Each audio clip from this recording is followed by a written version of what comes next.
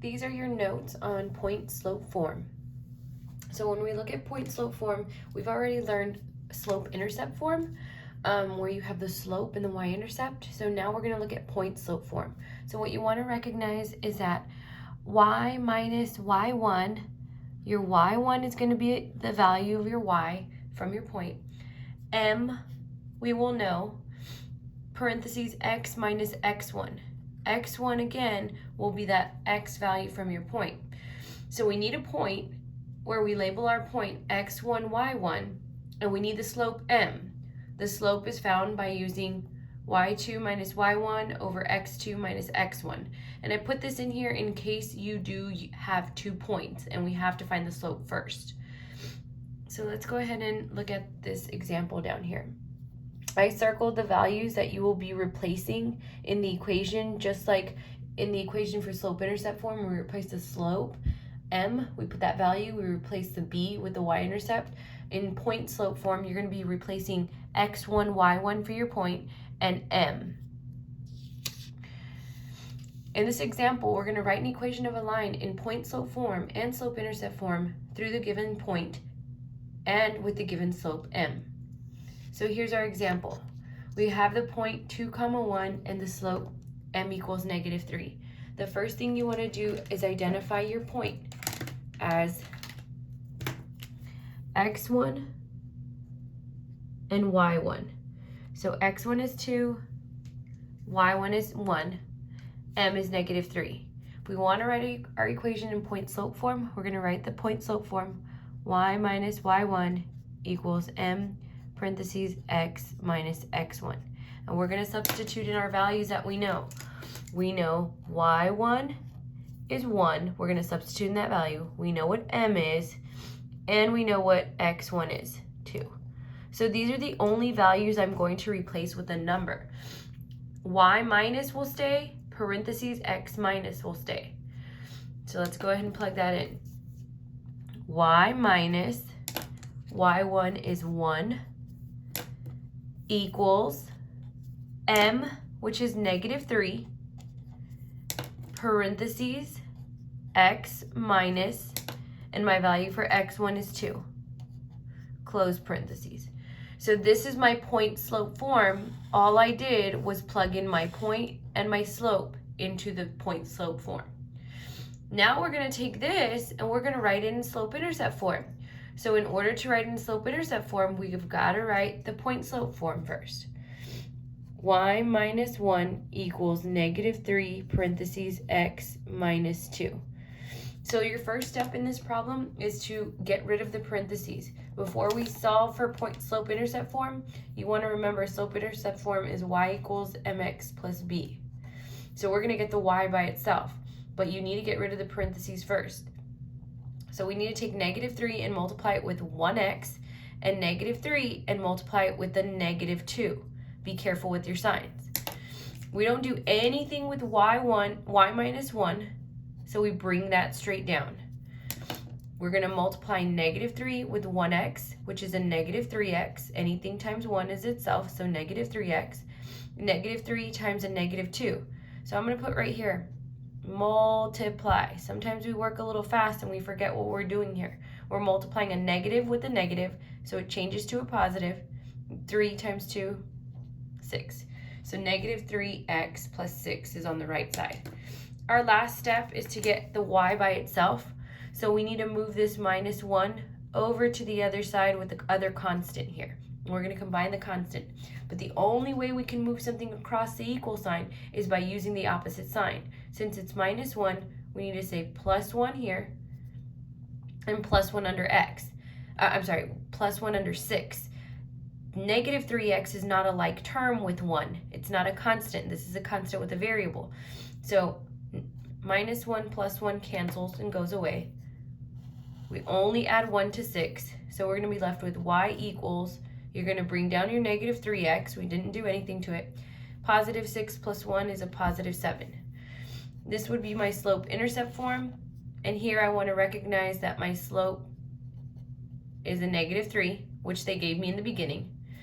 And here my y-intercept is a +7. And these are things that I just want to identify from slope-intercept form that we've learned before.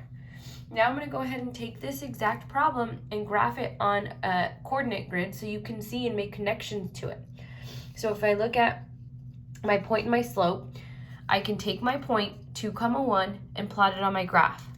So 2, 1, and now I can use the slope -3, which is the same thing as -3/1, tells me that since my slope is -3/1, I'm going to be moving down 3 and right 1.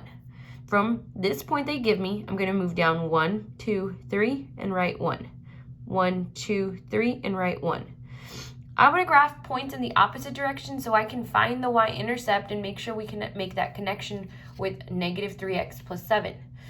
So now I'm going to move in the opposite direction of down 3. Up 1, 2, 3. Opposite of right 1 is left 1. I'm going to go until I get my y-intercept. Go up 1, 2, 3, left 1. Up 1, 2, 3, left 1.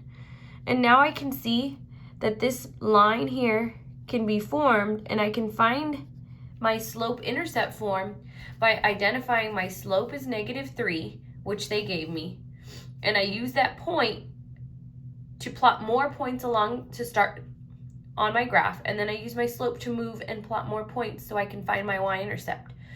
So you want to recognize that 7 is your y-intercept, and your slope was -3/1. Now we're going to look at another example.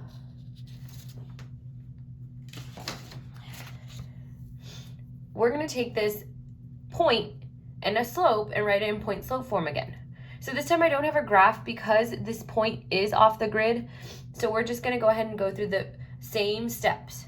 If we want to label our point as x1 and y1, and we know that m is 3/4 this time. So point slope is y minus y1 equals m parentheses x minus x1. So I'm going to circle y1, m, x1, and I'm going to replace those with the values that I have. So y minus stays. I'm going to plug in my y1, which is a -11, equals m, which is 3/4, parentheses, x minus x1 is a -4, so -4. This is plugging in my values, but we want to simplify. So in your assignment, it says to simplify.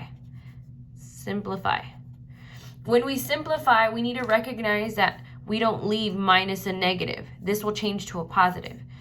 So y plus 11 equals 3/4, parentheses, again, if you notice, minus a negative, x plus 4. So this is going to be how you simplify and make sure that you don't leave it as minus a negative. So what you want to recognize in point slope form, when you plug in your point, it ends up plugging in as the opposite sign. So before we plugged in, I'm going to go ahead and bring our notes back from before. We plugged in the point 2, 1, and we plug in the 2, it's a -2. When we plug in the 1, it's a -1. Our slope stays exactly the same. So in this example, when we plugged in a -11, it changes to a +11. When we plug in a -4, it changes to a +4. Now we're going to take that same exact problem and write it in slope-intercept form. So you want to remember slope-intercept form is y equals mx plus b. So we're going to take y plus 11 equals 3/4, parentheses, x plus 4. So again, you have to get rid of the parentheses before you start to move things over.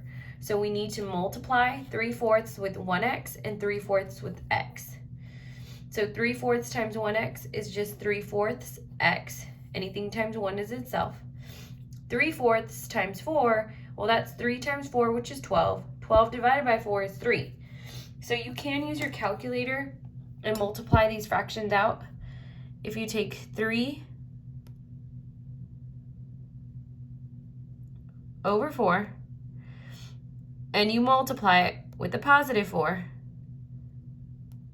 you're going to get a +3 because 3 times 4 is 12 divided by 4. 12 divided by 4 is 3. So I'm going to get a +3 here. when I multiply that out. Again, you're multiplying. I'm going to go ahead and bring all of this straight down. Y plus 11. And now this is a step where I want to get the y by itself so that I can get this in y equals mx plus b form. All I need to do is move the plus 11 with the other constant to the right side. The only way you can move things across the equal sign is by using the opposite sign. So I will subtract 11, plus 11 minus 11 is gone. So y equals 3 over 4x.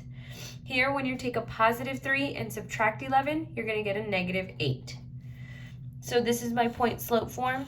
I'm sorry, my slope intercept form, where my slope is 3/4 and my y-intercept is a negative 8. Now you're going to practice on your own.